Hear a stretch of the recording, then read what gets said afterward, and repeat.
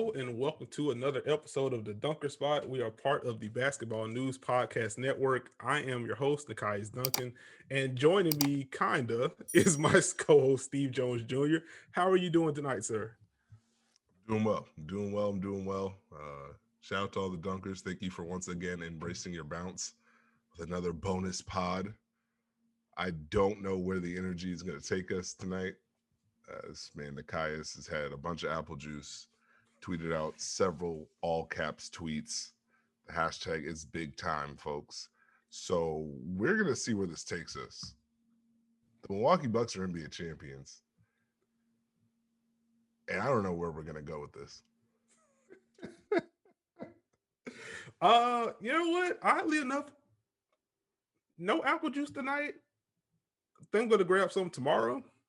In all honesty, so maybe that'll be the day after celebration for Milwaukee winning a title. It's been quite the journey for this Bucks team. We've been talking about them throughout the season, the adjustments that they've made throughout the year, switching up their offensive alignment, shifting from the five out that helped them become one of the better offenses in the NBA over the past two seasons, going with a guy in the dunker spot. You saw the early seeds of adjustments being made throughout the season. Defensively, they switched more. They were more willing to go small, just laying the groundwork. Their team stats dipped some. The offense wasn't as efficient as years past. The defense wasn't as proficient as years past. But like the changes mattered, and it was a gamble for the postseason. They wanted to be prepared to make adjustments if necessary, and we saw that. We saw how effective their deep drop could be against Miami in round one. You saw Brook Lopez playing a little bit higher against the Brooklyn Nets in round two, more willing to switch in that series as well. Atlanta, we saw a mix of everything. In this final series, we saw a mix of everything. Starting the series out switching, going back to their drop, but incorporating more help just to make the drop more effective, switching when necessary against some of Phoenix's pet actions. It's been a year of adjustments. It's been a year of a calculated gamble on both ends of the floor. And props to this Bucks team for capitalizing, winning that gamble, and ultimately winning a championship this year. This man is excited, folks. I might be able to go to bed. Uh, this Milwaukee season, it's an incredible run, and you have to give them credit for what they accomplished, becoming champions. They did it. Giannis returned to do this. They put this team together to do this. We talked in the regular season about some of the things they were doing adjustment wise. We saw the rough patches of it. We saw the rough pieces of it. We saw it not work. But it takes guts. It takes a risk to take a team that has such a good base, that has had success, and decide, hey, we're just going to try to do these different things. And I think we all knew the payoff was not going to be in the regular season. The payoff was going to be in the playoffs. And as you mentioned, in each series, they were able to adjust. Now, did they adjust, proactively at times? No, but that doesn't matter. They're champions. They were able to go into their bag and find what worked. And once they found what worked, they kept hammering it home. And there's no greater example than in this series when you look at the defense they were playing over these four wins compared to the first two losses. This is a team that looked completely lost defensively. They tried literally everything in game one, couldn't stick to anything, overhelping in game two, and all of a sudden they flipped the series to where they're dictating terms and they're holding strong. The pressure they put on, the ball denials, the consistency, pick and roll defense wise, the switching, mixing coverages, which is very important, using their personnel wisely, altering the matchup so that they can get the switches they want. They were incredible on that end of the floor. And you have to give them credit for finding a way to put those changes in and then trust them. Because even in this game six, Phoenix had counters and Milwaukee was able to counter those and put Phoenix right back in the mud, which was the big part. Phoenix couldn't necessarily get loose consistently. So, I mean, salute to Milwaukee for just an incredible, incredible, incredible effort defensively. It's their defense was elite throughout this entire postseason, really. Like Like I was still waiting on like NBA.com to update and stuff, but I believe like they have the best defensive rating of all postseason of all playoff teams. Like just being able to find answers, as you said, like mixing in drop, mixing in um more switching, going to zone when necessary, like the full court pressure, sometimes half court pressure, like they throw in some random traps if that's it. Like they literally tinkered with everything throughout this postseason run and found success at different points of the postseason with all of those adjustments. And offensively, it didn't always look great. Sometimes they would find an answer and not go back to it. Like I feel like we hammered that point home during the Brooklyn series in particular, where they'd find some answers and then all of a sudden they're just doing random things. It's a Drew Holiday ISO sometimes. It's Chris Giannis pick and roll with Giannis rolling into three people sometimes. But they would find the hits when they needed to. The left, the Giannis ISOs on the left block, clear on the side. They go to their pet actions late in games where it's a quick pitch to Chris Middleton. He's flowing with Giannis as a screener with an empty corner.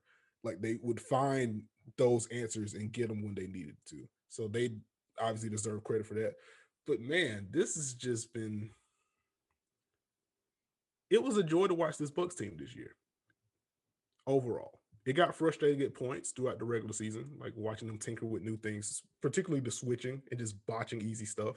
Like you've made points on a few of the podcasts throughout the regular season and the postseason. Guard pick and rolls would just throw Milwaukee for a loop at times, just as a brief example. But just to see a team identify that, hey, what we've been doing is fantastic, is analytically sound. We have a lot of success and we keep hitting a figurative and literal wall. What we're doing isn't working. So we're going to dedicate this season to finding counters, finding answers so we can be more prepared. To see a team dig into that kind of mindset and stick with it throughout and then have it pay off, like it's a testament to their work ethic. It's a testament to their awareness. It's obviously a testament to their talent. You don't win a championship without talent. And it's just a great story overall. So if you care about the narrative of it all, then this Bucks team is an easy one to root for, just because of what they overcame, what what they put into motion to fix their issues, and it ends in a title, their first one in what 50 years. Uh, this is a great story for a great team. Well, yeah, you got to give credit to that roster for buying in. You got to give credit to the talent and the players for contributing. I mean, you see in this game 6, it was a team effort. Almost every guy who touched the court for Milwaukee had an impact on the game at different stretches. They needed all of them.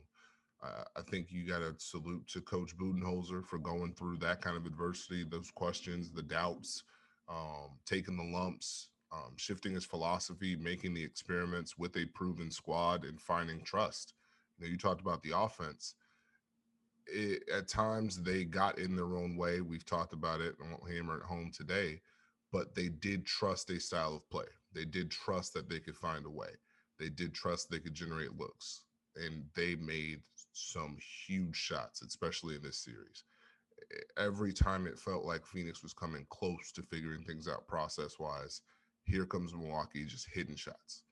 Drew, Middleton, Giannis making the shots. Brook Lopez goes crazy on a stretch, cutting from the weak side, and they had an answer. Every time they needed one, they had an answer. And that was huge because it balances out some of the offensive issues that they may have had where they couldn't find it. I mean, this is a Milwaukee team that went from some of the comments we've made to actually bending defenses and attacking mismatches and attacking pressure points and knowing, hey, Phoenix doesn't want to switch Bridges on to Giannis. Let's use him as a screener, put pressure on that way. Let's, put Ayton in different spots. Let's get Giannis the ball on a handoff, fake handoff. Now he's in the post, left side ISO, those type of deals. Oh, they switched Bridges onto Drew.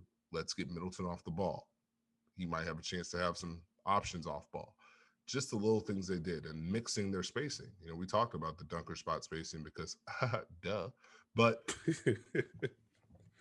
it wasn't an automatic all the time. Once teams caught on, they started to shift. Different guys were at the dunker spot. Sometimes the floor was spaced. Sometimes the side was empty. So there's a lot of things that they put into it. And while I think they could have hit the buttons sooner, and I think they could have seasoned their food a little bit more. They found it. They found it, and you got to salute them for that team effort. And Mhm. you got to salute Giannis Antetokounmpo, man. Yes. And that's where I wanted to go next. Like, man, so much of the bag talk surrounding Giannis Oh wait, hold on. over We're the not doing this. Oh with, my god. Jeez, please. What are we doing? like this is just my I just don't want to hear it anymore, man. That's kind of my energy for the rest of the pod. We're gonna It's, talk about Phoenix a little bit first. it's been your energy for the last 6 pods. I don't know if that's true. I haven't leaned into it that deeply yet. We Dunkers out there, please let me know. This man has said I don't want to hear it about X at least 3 podcasts in a row about Chris Paul, Giannis now, and Chris Middleton. At least 3. I don't know. We saw you. I'll review the tape. We'll reconvene here. We'll see. All right, but get back to the bag talk because I look. I don't want to interrupt too much. Mm-hmm. It's a good vibe, but if this turns into a basketball player versus hooper conversation, I promise you, I'm clicking this red leave button as soon as I can. It's not going to turn into this, but again, like my energy for the rest of this pod sends the Phoenix portion because they deserve their flowers for the run that they had this year. Period. And we'll dig into details on that soon. But Giannis is just absurd, man. He's just an absurd. Like the physical talent is obvious. Like having that kind of size and then being able to handle the way he does at that size, being able to attack and transition the way that he does at that size, the way he's able to cover ground defensively. Like it's all very obvious stuff. But like there's nuance to Giannis's game that gets overlooked because he isn't a premier jump shooter or isn't a premier perimeter shot creator. And while like some of those limitations are fair to point out, it just feels like if you're not just in on Giannis, the conversation surrounding him just goes the other way to where like the talk of Giannis is his limitations instead of talking about those within the context of the larger work of what he is and what he's been able to do. And so I watched this game in which he drops 50, and a lot of it is straight line. I mean, there's a lot of driving, a lot of post ups, a lot of isolations. And so you have that, but I'm looking at how he drives. And there's a possession, I want to say in the third quarter, where he ISOs against DeAndre Ayton. Or he screens and then rolls, gets a pass. DeAndre Ayton is there. DeAndre Ayton is anticipating Giannis going straight up for a layup. So DeAndre Ayton jumps. But instead of going straight up for a layup, which Giannis has finished through Ayton a couple of times, he's finished around him, finished over him, just extending the arm. But instead of going straight up, he like takes another dribble and then he kind of slows his gather and then goes up for a layup. And it's after DeAndre Ayton had basically jumped out of the play, anticipating Giannis attacking the basket. And I'm just like, stuff like that is missed because the book on Giannis is he just runs HB dive. And it's a point that I've made earlier in this postseason run that I love watching Giannis drive. Like, you know what's coming. You know he wants to get to the spin, that left to right spin, or he wants to get to that Euro step. Be like, he changes the stride length. He changes the cadence in which he's driving. Like, he may not have like the Kevin Durant package or whatever. He may not have a Kyrie Irving dribbling package, but he has enough counters, enough nuance to his games to where he can get to what he wants to get to in a variety of ways. And if you're too busy criticizing what he can't do, you miss what he does and how he does it. So like he just deserves a lot more credit for how skilled he is. Like again, it's fair to point out some of the half court limitations that he has, but like he's a champion, a multi-time MVP. He's a Finals MVP now. Like clearly, what he has done and what he's been able to do and what he's been able to improve on has worked enough for him to reach the pinnacle of the sport. And so it's long time. I mean, it's time out for that kind of talk with Giannis. I'm not sure if that ISO was directed at someone or if it was James Harden slander. We'll review the tape and determine at a later date. But I struggle to find the words for what Giannis did tonight. We talked about it. This Giannis, win or lose, he had put his legacy.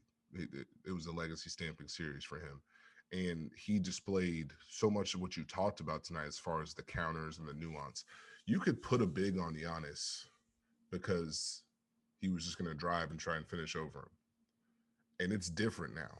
Just to add on to what you said, with some of the length, the footwork, what he does with the dribbles, the hesitations, initiating contact in a different way. It's to the point where you can't even brace for contact. Put your hands out, it's going to be a foul because he's coming at you, hitting you right in your chest. The ability to eat space against bigs and then go to a post hook. It's not just, hey, I'm driving as fast as I can, I'm going to try and finish over you. No, I'm driving, I'm going to hit you, and then I'm going to go right up. Or I'm going to hit you, I'm going to fade away. Those were huge adjustments because now he has, as you stated, counters. He has different things he can go to. He still got the spin move. How much did he spam the spin move in this series? That's a big jump for him. And so it was just incredible to see him put the team on his back in that way.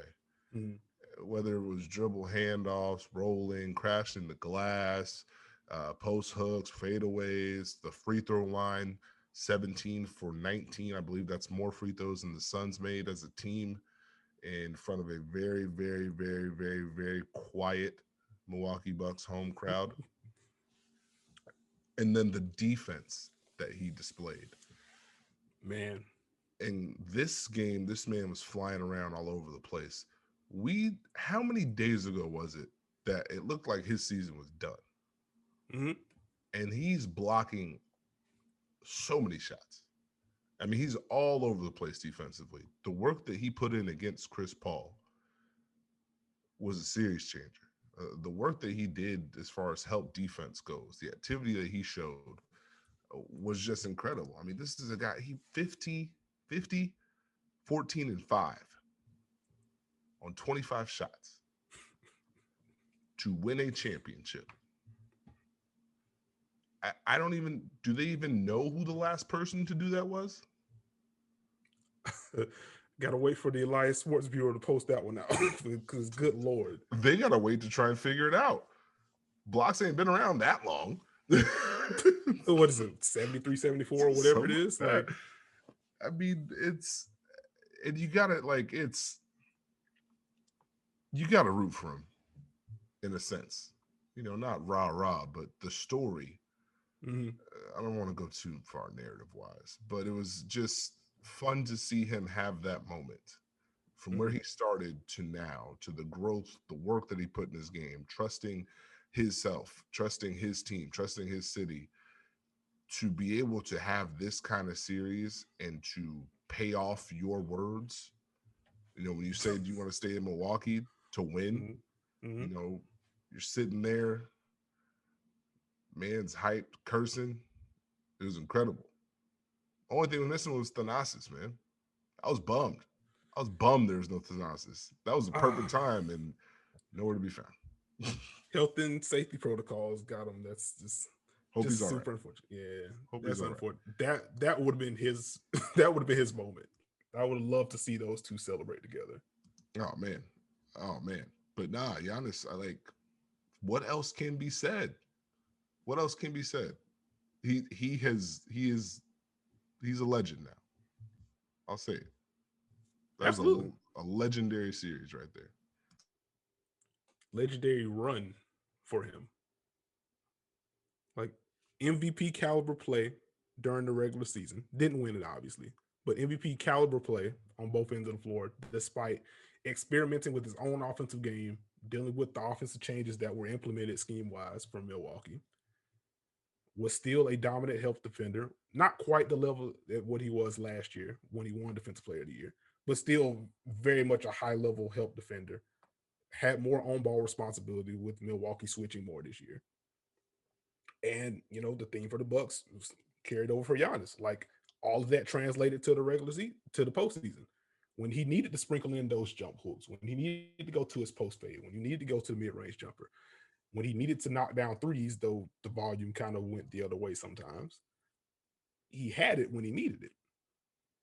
And defensively, when he had to fight over screens in drop, when he had to switch out onto guards, namely Chris Paul in this series, he was ready to do so. When he had to play more five and anchor in the drop or just switch out and blow up actions, he was able to do all of that. And just, the back end of his postseason run coming after hyperextended knee, it's absurd. Like, we know that defense isn't all about steals and blocks, but like the blocks that he had throughout this run were incredible. Like, so many chase down blocks in transition. Like, it's you can't you can't lose that guy. It doesn't matter where he starts a transition possession defensively. He will get back and challenge the shot. You may still make a tough layup. You may get the dunk in before he's able to swat your shot away. But he's going to be there. The amount of ground that he is able to cover defensively might just be my favorite part of Giannis's game. Just watching him navigate help in the half court, watching him track down guys in transition. That guy he's one of the best players I've ever seen. He is already an all-timer at 26. Two MVPs, a Defensive Player of the Year award, a championship, a Finals MVP, multiple All NBA first team selections, multiple All first defensive team selections.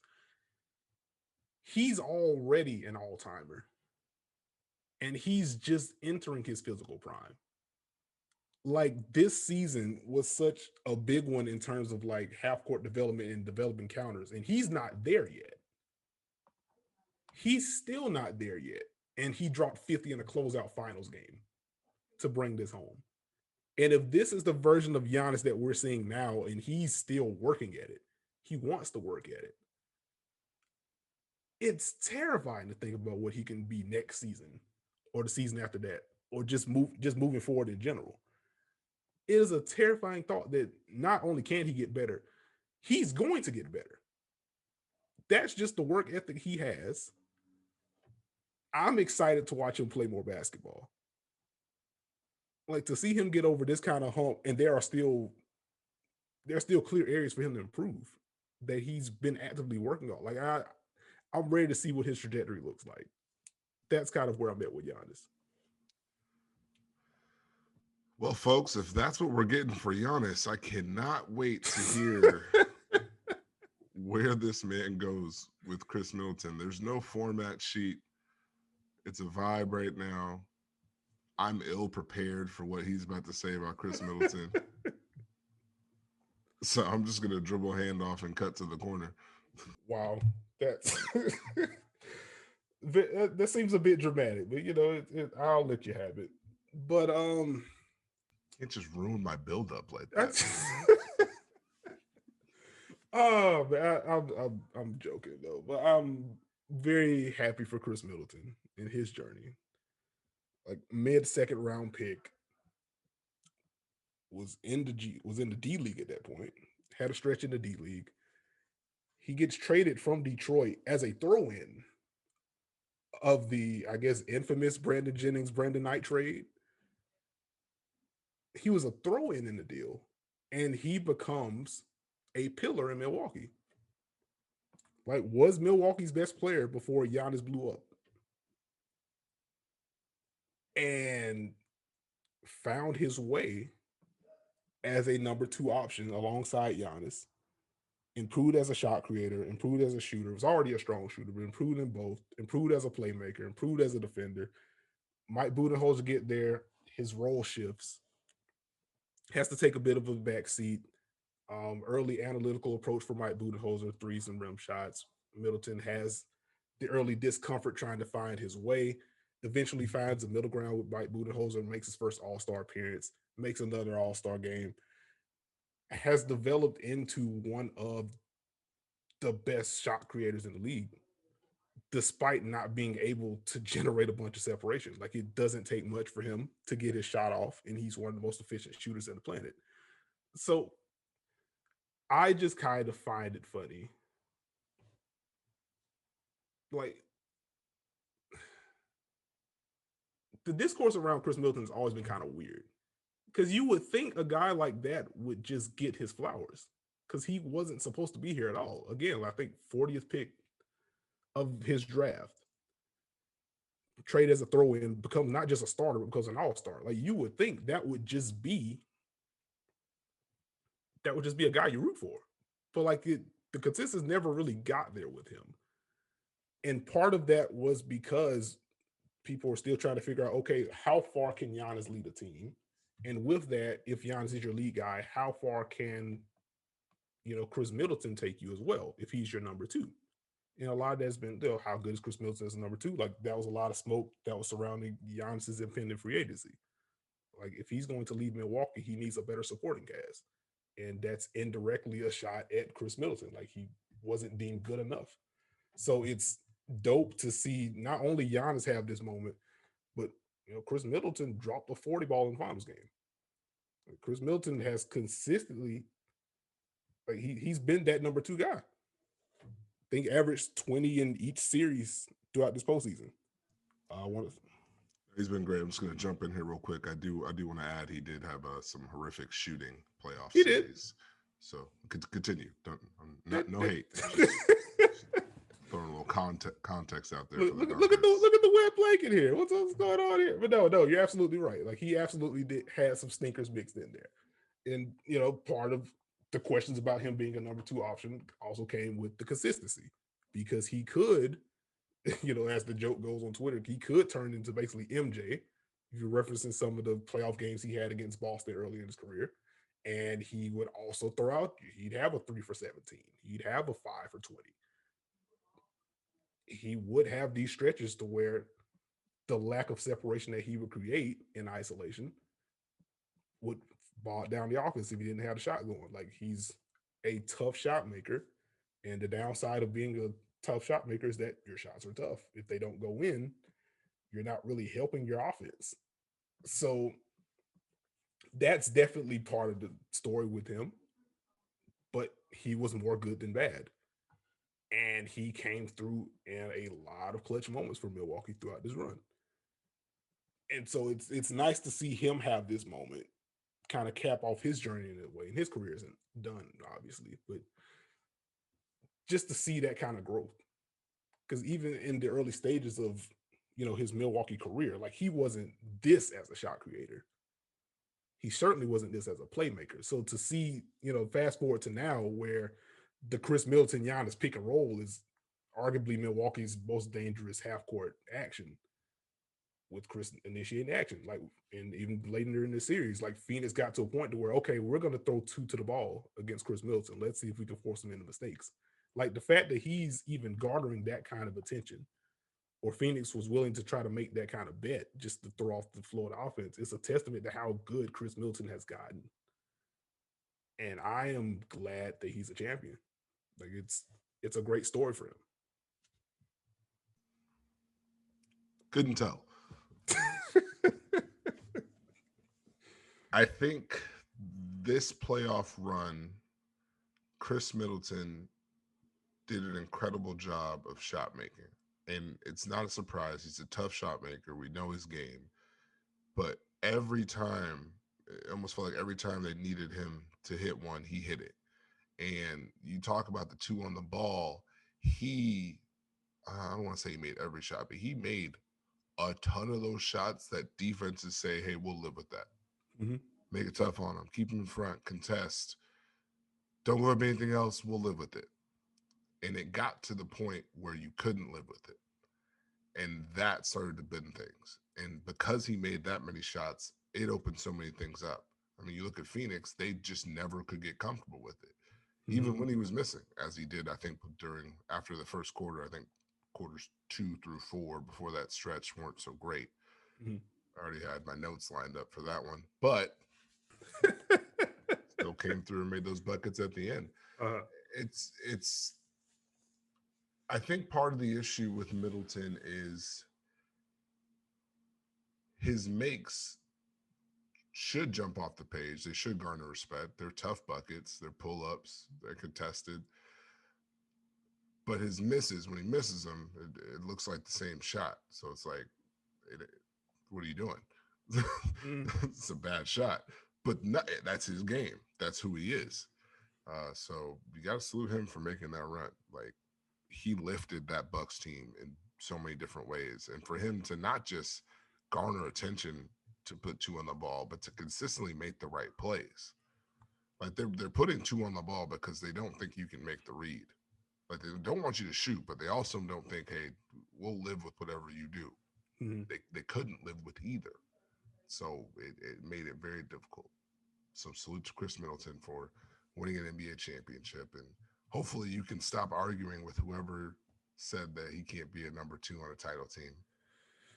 Clearly we gotta have a discussion about who did that to you.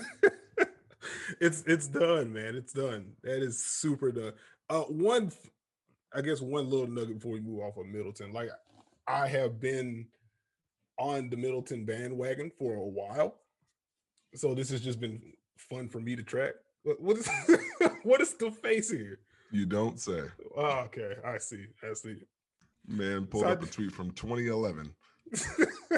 Okay, it was for 2011, but that was what I was about to reference. I was like, I know, like the official Middleton stance from me came in like 2015, 2016. I couldn't remember exactly what year it was. So I did some Twitter searching and found a tweet from now defunct site that I was writing at that point, but found a tweet from September 18th of 2015 to where I was talking about Chris Middleton and the improvement he made as a shot creator at that time. So to fast forward 6 years, and he's now a champion. Many Twitter arguments later, I am absolutely feeling vindicated right now. Chris Middleton is a champion. Good for him. Whoa. How dare you? You know what? While we're here, we'll go to one note of negativity here before we shift to Phoenix and then go back to Milwaukee because they are the champions. They're going to get much of the talk on this podcast episode. But Jeff Teague played 1 minute and 43 seconds. And the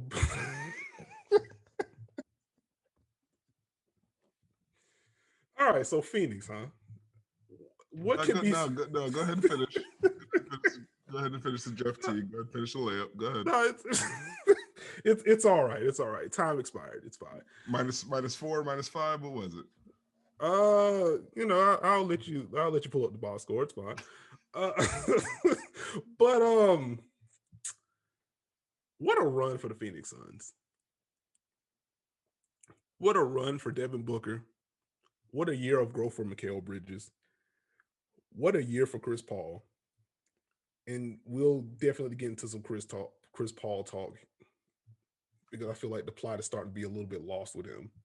Oh Lord, I thought this was going to be a short pod. This is the dunker spot. What do you mean? Our shortest pod is what? I think 51 minutes is the shortest pod we've had. And that was a game reaction in which we talked about a whole bunch of scheme stuff. We don't do short here. It's fine. It's our brand. People love it. I hope. Shout out to those 5-star reviews. But a year of growth for DeAndre Ayton really came out in this postseason. Phoenix leaned on him a lot in this series, which some of that speaks to the roster construction, but largely it speaks to how good and important he is on both ends of the floor for that team. He's had one heck of a year. The growth from Cam Johnson, the resurgence from Cam Payne this year. Monty Williams coached his butt off all season and all postseason long. I just don't think, like, I know, I also recognize that I'm like in my own Twitter bubble. So like I understand sometimes the conversation is national, sometimes it's just my bubble. But like I don't think there should be any sort of negative spin to what Phoenix was able to do this year, or even how the series ended. Like even with Milwaukee winning 4 straight, Milwaukee won those games. Milwaukee countered what Phoenix wanted to do, and Phoenix came with more counters, and Milwaukee countered those too. Like it should be testament to Milwaukee, not Phoenix is a fraud, or we don't have to get into any of that with Phoenix. They deserve nothing but praise for what they were able to do this season. Oh no, they had an unbelievable run. They got through the Western Conference. I think, unfortunately, people are going to point to who they faced when they faced them injuries to try and discredit that run, which I personally don't think is as fair because of how they won those series and how they were able to figure things out on both ends of the floor and kind of dictate the pace. Um, taking the punches from Denver and then deciding, hey, you can't guard us. We're going to cut you up in a million different ways. Figuring out the Clippers' small lineups, the zone lineups, and finding a way to win that series. And then they competed their tails off in this series. This was a great finals. Mm-hmm. This is a great finals. I mean, the swings we had game to game, the last four, you could flip a coin. Phoenix could have easily pulled this off. They didn't, but they fought even after that first quarter to take control of this game. Took a lot, and they were continuing to try and make adjustments all the way down to the end. Just to sprinkle some Game 6 talk in there. I mean, you don't. They found a way to get Chris Paul loose after all those games where they weren't able to get him loose. They went from high pick and rolls that weren't working, double drags that weren't working, to stagger pick and roll. We're going to screen one, you're going to switch, and then we're going to have Ayton screen at the elbow, and now Lopez in a drop and up, pull up. They secretly got him going. That was big. Mm-hmm. The performances they were able to get from Devin Booker by using him in different ways, that was big. The buy-in they have from the whole team. Jay Crowder and Mikal Bridges weren't able to have the same impact offensively in this finals consistently, but they were huge as far as punishing defenses all year long once they got in rotation. And then the bench, you talked about Cam Payne, talked about Cam Johnson, Dario Saric. Salute to Frank Kaminsky. Don't want to talk about his plus minus, do you? It was 0. Don't worry about it. I salute the Suns. I salute Monty Williams for putting that team together and putting them in a position to have that level of belief to make that kind of run. Where this is a team that was built for the playoffs on both ends of the floor, and they showcased that. Fortunately, they came up short. It was one of those situations where they couldn't necessarily find the answer consistently. And Milwaukee went ahead and won those games, and that was that. That it was. I am just I'm just going back to Paul for a moment. Like, I'm kind of anticipating. I hate using the word narrative, but I feel the narrative shifting back with Paul. Like, it's been a weird year to track for Phoenix. Like, not necessarily for us because we've been watching Phoenix and digging into what they do on both ends of the floor and who's been responsible for that. So, like, we've had a solid handle on who this Phoenix team is. And I would imagine, like, neither of us were surprised that Phoenix was able to make this kind of run just because of the talent that they've had, the cohesiveness that they've played with on both ends of the floor. And yes, you can point to some of the injuries that they had, that their opponents had to deal with, and that played a part. But ultimately, this was a Phoenix team that was elite on both ends of the floor literally all season long. There was nothing fluky about what they did. I've made the point on early episodes of this podcast and other guest pods that I've done. Like, reason why I was so high on Phoenix throughout the regular season was because they were playing, stylistically, they were basically playing postseason basketball all year long. So I just was not concerned about them forgetting how to play once the lights got brighter or whatever. I feel like they have a good enough mix of veterans between Jay Crowder, who's has a ton of playoff experience and just came off a finals run, between Chris Paul, who is a vet of all vets, to be kind. Like, I just wasn't worried about the moment getting too big for them. And sure enough, they were able to overcome their own stuff. Like, Chris Paul dealt with multiple injuries throughout this postseason run. Bounced back from them, struggled at other times, was able to fight through for the most part. Strong postseason run for Chris Paul overall. Had some down moments in this finals. Like, Drew Holiday absolutely hounded that man. The turnovers became a problem after the first 2 games of the series. Fair to point that out. But, like, some of the slander I feel like Paul's going to get, as he did not perform as well as Devin Booker did in the back half of the series. Very clear. But some of the backlash is going to be like, based on some of the crowning that Paul got for the regular season when there was so much more going on in Phoenix than Paul. Like we talked about on this pod, as much as I love Chris Paul and as much as I love what Chris Paul's done for this finals, for this Suns team, it was weird seeing like him have this MVP push during the regular season because it seemed to miss everything that was going on with the Suns team. And for me personally, like you're missing what made this Suns team fun for me. Like you can't deny what Chris Paul brings as a playmaker, as a shot creator, particularly in the mid range, as a shooter, even at this stage as a defender. Not who he used to be, but incredibly smart, can still be pesky at the point of attack, can still help, can still draw charges. But like you just miss what Mikal Bridges does defensively. Still don't understand how he didn't make an all defensive team this year, but whatever. Just you miss what he did. You miss the growth from DeAndre Ayton defensively. Him in the second half of the season, specifically playing with more force offensively, doing big man things, doing very simple things, but doing it more consistently and more effectively. Running the floor, sealing off his man, punishing late switches on the offensive glass. Like you miss that portion of it. You miss the shot making from Cam Johnson. You miss what Cam Payne was able to do off the bench. You miss the playmaking and the shooting Dario Sarge provides. And so you miss all of that stuff and you look for the easy answer for why Phoenix is good all of a sudden. And the easy answer was, Devin Booker's obviously very good, but the easier answer from like a national perspective became, oh, Chris Paul. Like he just helped lead a Thunder team that wasn't supposed to make the playoffs to the playoffs and pushed Houston to 7.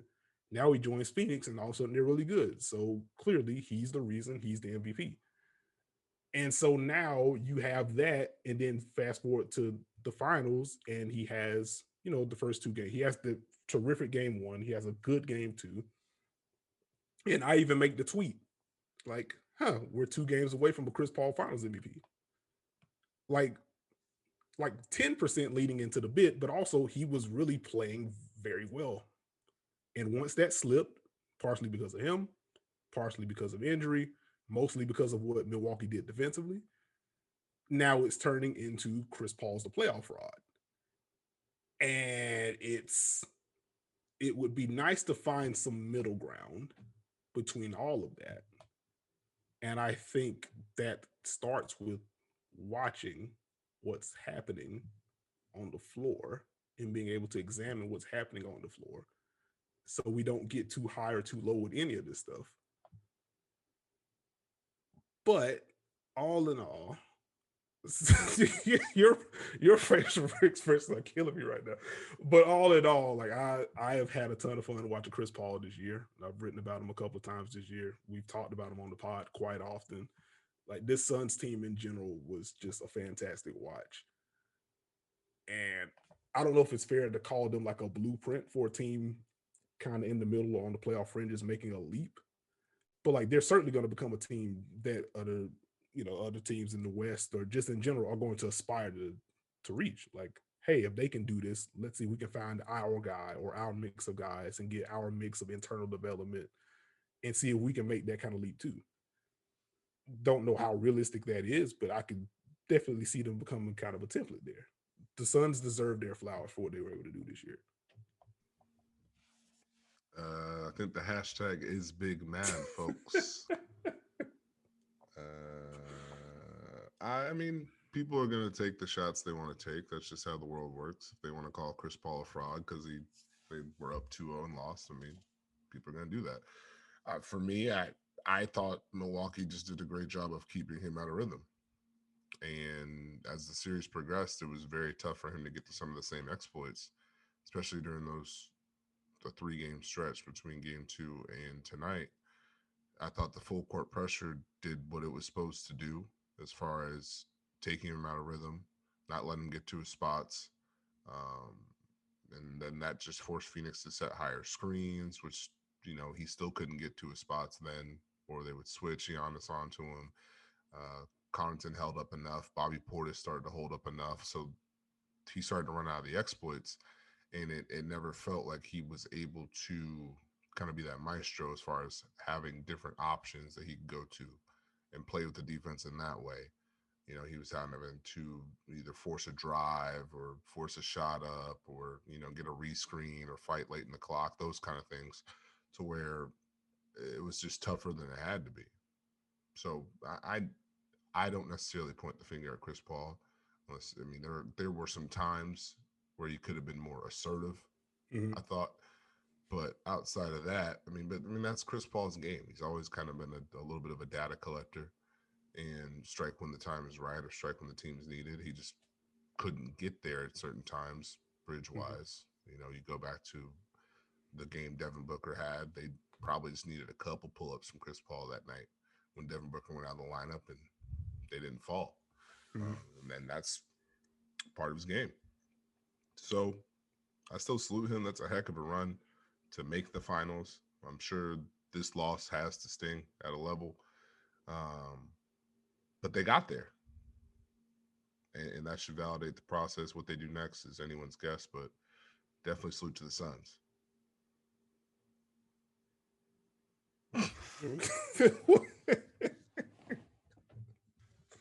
You really not gonna apologize to Frank Kaminsky though. what? I mean, What up? switching on to Giannis. He did his best. Good for him.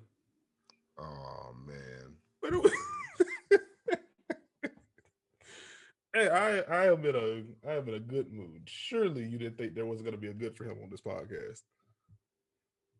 You got to drop one for all time's sake. Like this is the last part of the 2020-21 NBA season. Like, we aren't going anywhere, but like this is the caper. So, got to come with the hits. Got a good Bobby. for him, got a big mad, Oh boy, PJ Tucker. That should be celebrated. His path for him to be an NBA champion, for the work that he put in this series, for Milwaukee to stick with him in the starting lineup. Because I Yeah. think we all understood why he was in the starting lineup when he was put in the starting lineup. But they just kept rolling with it, which I thought spoke to what kind of what Milwaukee does. Well, we found something, let's keep it rolling. And Mhm. he continued to have an impact as far as guarding multiple positions, ball pressure, denying offensive glass. The box score is not going to look like anything, but he had an impact. He put his stamp on this series. So salute to PJ Tucker. Uh, were you surprised by how he performed during these playoffs, during this finals run?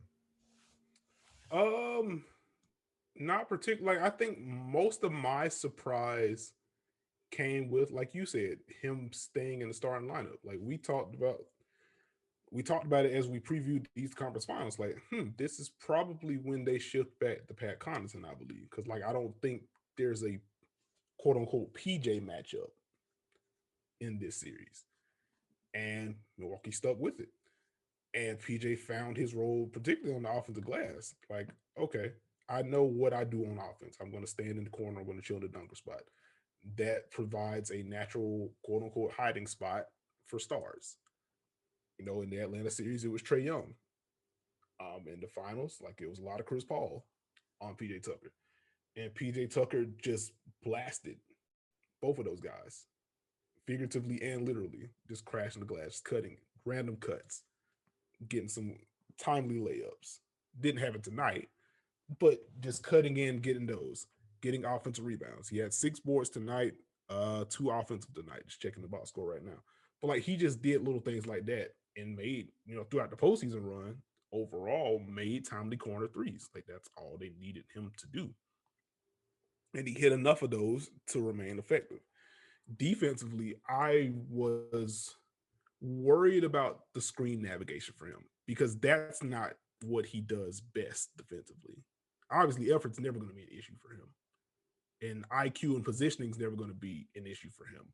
It's just can you navigate screens because he's very much an ISO guy, mirror you, or use his strength, the lower center of gravity, depending on who he's guarding, use his strength and hold his own on the block. Like the way that he defended pick and rolls against Kevin Durant in the second round. Got some Trey Young possessions on switches in the Eastern Conference Finals. Was defending Bogdan Bogdanovic in the Eastern Conference Finals. when they would run floppy or they would run some Chicago action. Like he's navigating those screens, and I'm just kind of like wincing watching him. Like sometimes it's good, sometimes it's not. But Milwaukee stuck with it. And you look at the finals again, he's defending Chris Paul like early in the series, a lot of automatic switches. They started the series with PJ Tucker on Chris Paul just so they could switch those 1-5 pick and rolls. So like he spent time on Paul. He spent time on Ayton. He fronted sometimes he was behind him. He did that. He got the Devin Booker assignment. You know, those baseline screening actions that you've been mentioning throughout this entire postseason run for Phoenix. Hounding Devin Booker on those, contributing to Phoenix playing a little slower than even they wanted to, disrupting their rhythm. PJ Tucker was a major part of all of that. And so he absolutely deserves his flowers. I mean, it was, I mean, just a long journey for him in general, but like a weird season for him just because of so much, because of the turmoil going on in Houston. Like we talked about in the last pod. Houston Rockets slander? I don't know if it's slander, but I mean, they go into the season with Russ and James Harden. They end the season with neither of them. And Tucker, longtime Rocket, I mean, he's basically been fighting for a new contract for what, 2 years now, 3 years now in Houston. Ends up getting a trade, goes to Milwaukee, makes an impact. And so, going to be interested to see what his free agency is going to look like this offseason. But all in all, like he's played for a ton of teams. He played a ton of different styles. He's played in a ton of different, I mean, he's played in different countries throughout his basketball career. Like, it's great to see him get a ring for the work that he's put in. And he was very important to this Milwaukee's team. I have a two-part question for you. Okay. Take this off the train tracks real quick. All right. How much of this finals do you think Eric Bledsoe watched? Can't be much. Can't be much. Slash, how do you think he feels right now? I don't think he wants to be here. It's a good shot. There we go. Drew Holiday. Man, he made some big time buckets. What a segue. That's great. This is why you're on the podcast. This is great. A+ material over here. The shots he made, man. The box score never ever looked great for most of the time, but the shots he made in Brooklyn, the pull up three he made in Game 6, start of the fourth, I think. Like the defense that he put together, the defense. Like, I mean, that they made that trade and it looked like a whole bunch, but I mean, you won. Mm-hmm. So you secured Giannis. That was the win right there. You kept him, you won, and you got to salute to Drew Holiday. I mean, he never wavered. To me, offensively, he never wavered. He stayed aggressive. I'm sure there are people who thought he was a little too aggressive. Sure, there were people who thought maybe he was taking some difficult shots. But when you look at the value he gave as a driver, when you look at the value he gave defensively, and his ability to just play whatever role was needed, that's some big time stuff. And you know, it's awesome to see him get that shot. Awesome for Brook Lopez as well, who found his way. He did his job. He avoided the liability zone. Whatever was asked, he adjusted. You know, when they tried to switch him, it didn't work. He adjusted back to his drop. They didn't get to a level. He got back to that. Wasn't involved offensively. All of a sudden, he starts doing the weak side cuts like he did against Atlanta, and still getting to his little hook float shot. That's awesome. That's awesome. It's all awesome. It's the awesome podcast. Also, salute to Pat Connaughton for just being on fire from three until the game clinching win. I think he was shooting 50% until tonight, where he went 0 for 4 and was a minus 21 in 23 minutes. Was not great for Pat Connaughton. Did have 2 offensive rebounds today. We've come a long way. You did call him Pat Connaughton earlier in the series. Did I call him Pat Connaughton or did you call him Pat Connaughton? It was based on your commentary. Oh, okay. That seems like a very different thing. But, oh, man. I'm glad that we got this finals. I mean, we joked about it before the finals started that I was going to be happy either way because Chris was going to win a ring, and that's still very much true. I'm in a good place. Like I would have been fine if Phoenix pushed it to 7-1. I'm cool, more than cool, honestly. But I'm good with Chris Middleton and the Milwaukee Bucks winning the ring this year. But like, I just love these two teams, man. Like what Phoenix was able to accomplish on both ends of the floor, the coaching job from Monty, the growth from Booker, Chris Paul became a bit of a meme during the later half of the season, but Chris Paul's leadership was important.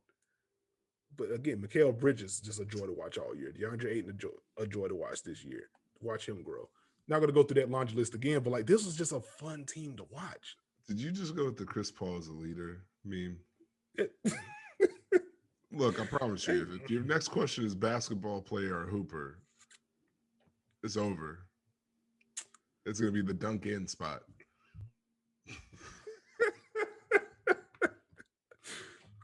I mean, with Giannis, I feel it's. Can we talk about Bobby Portis high stepping and getting a technical foul? Oh, all the man. way down the court. Forgotten moment that could have cost them the game and would have been hilarious. But instead, Bobby chants in a final celebration. Yeah, he high stepped like he was, the 20, the 10, the 5. I think my favorite part is it definitely looked like they did not want to tee him up, and he just kept going. Like he just kept going. Like they was like, all right, cool. But he like didn't stop at half court. He went all the way down. And it was like, all right, man, I gotta tee you up. got to do it like tentatively. No, you gotta kind of have the little fingers out there, back up a little bit. Like, hey, I'm sorry, but you don't want to. We ain't got to dig too deep into that. But yeah, the tee was given, and Milwaukee was able to overcome anyway. So they overcame Slam Crowder. That's still weighing on you. I'm upset. That's shout out to Jay Crowder for making 2 straight finals on 2 different teams. About to be a third. I guess we'll see. No, that's one of those things you just say, and then if it happens, you just run it back. Like, look, I told y'all. Fair enough.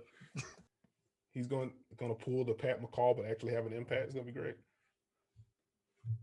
Pat McCall slander? I don't even think that's slander. It's just funny that he was on like consecutive title teams, and was just not a. He didn't start. Let me check his age real quick. What do you? This is not slander. Go on. What you got? What is he? 26? 27? He's 25. This is not track. Also, UNLV running rebel. You need to apologize. Oh, okay. That's why I struck a nerve. I got you. We have done it. So happy for Milwaukee, man. What a run for them. This is a fun postseason for me. And I would imagine for you as well, as someone that has watched a ton of basketball this year. So you fully appreciate what these teams do.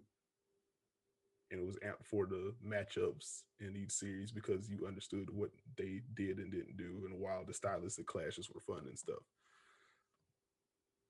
I mean, that's the fun of the playoffs. You watch these teams, you learn what they're trying to do, you see what other teams are trying to take away, and you see how those series shift, how those series get won. You see Milwaukee have to adjust from series to series and find their way. That's what makes it more fun, their championship run, because you saw them struggle with certain things. You saw them struggle defensively. You saw them struggle offensively, but they still found their balance. You saw Phoenix have that impact on their run offensively, and now you see Milwaukee starting to take that away.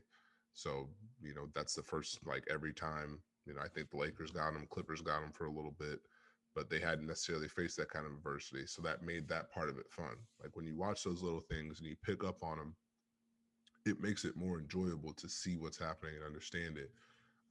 And then you don't have to just look at the box score and talk. You don't have to just be like, oh man, Cam Johnson had a terrible game tonight, 1 for 5. You don't have to do that. It's true, because it's very obvious when you're doing that to the people that are watching the games, and in some cases are rewatching the games. It's a bad year to not watch games. It was in fact a bad year to watch games. What I will say as we close this thing out, again, we aren't done podcasting at all, but I will say, I am sure. So I'm sorry if that disappointed you, but oh man, I would just like to say, Steve, it has been a pleasure doing this podcast with you. Oh, I got kicked off? No, no, you are not getting kicked off. Now, if a team rightfully steals you away, then I just got to kind of take my L there. But no, you'll be all right. Until that happens, no, I genuinely want to show my appreciation for what you provide to this podcast, what you provide to the Dunkers out there. Like, your expertise is incredibly valuable. Like, I've learned a ton from you, not just on this podcast, but since I've known you, since I followed you. Like, I met you at Summer League, I want to say 2 years ago. I finally got to have a small conversation in a very crowded area. Shout out to the pre-COVID days. But it's been, I really appreciate what you provide, the advice that you've given me throughout the past few years. Like, I'm really glad that you do this podcast with me, and we're all better off for it. Thanks, man. An incredible moment. I was not prepared for. I appreciate it. It's been a very fun ride. It's been thanks for having me. You could have picked anyone in the world, but you picked me. I don't know why, but it's been fun to kind of just be able to talk about the games and know that people are actually watching and appreciating and picking up on things based on what they hear from us, and looking forward to hearing what we say about certain things, or if we point certain things out. Like, that's the fun part of it for me. It's all about impact. So thank you. You must have gotten a big check. No, man. I just it's always important to make people feel appreciated. Like, I want you to know, like, I do not take any of the information that you've imparted to me, like, on the timeline, in the DMs, on this podcast. I don't take any of it for granted. Like, I'm very much better at what I do because of you. So I really do appreciate you. Please don't leave unless you get hired. It's kind of the only thing I have to say on that front. Is there a rumor I don't know about? I mean, there was that tweet earlier this postseason. I don't know. I got to make sure I give you your flowers before the address changes. I just want to be sure we're still good. We're good. It's been like 6 years, man. All right. Just gotta be sure. You never know. I got the Omri Caspi forced retirement. Not the Omri Caspi slander. And you talk about me. Thank you for listening to the final episode of the 2020-21 season from the Dunker Spot. If you have not already, please subscribe to us. We are on Apple, Spotify, Google, Stitcher, Podbean, wherever you get your podcast. We are there, and we'll continue to be there. You can find me on Twitter at Nekias NBA. You can find Steve on Twitter at SteveJones20. And with that, we will catch y'all later.